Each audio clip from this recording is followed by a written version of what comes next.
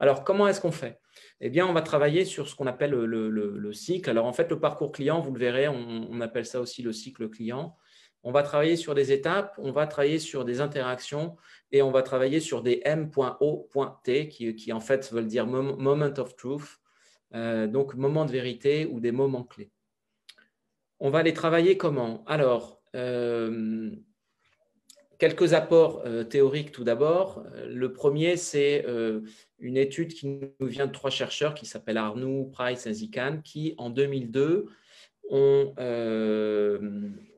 ont posé ce postulat que dans un cycle de l'expérience client, donc dans un parcours client, nous avons 4 étapes principales. Nous avons une étape de recherche, une étape d'achat, une étape de consommation et une étape de souvenir.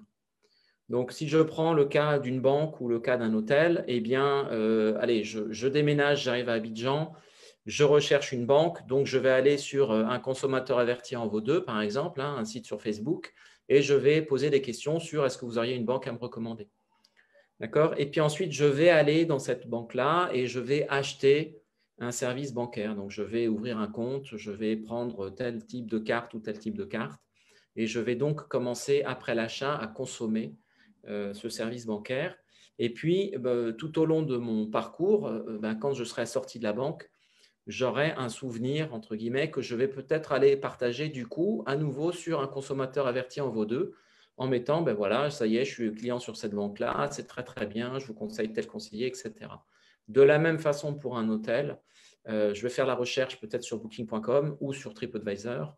Je vais ensuite passer par la phase achat, et donc ça se passera ou en ligne ou au téléphone, et je passerai, ou alors en direct si je passe devant l'hôtel, et je passerai ensuite à la phase consommation quand je vais aller à l'hôtel, etc., etc.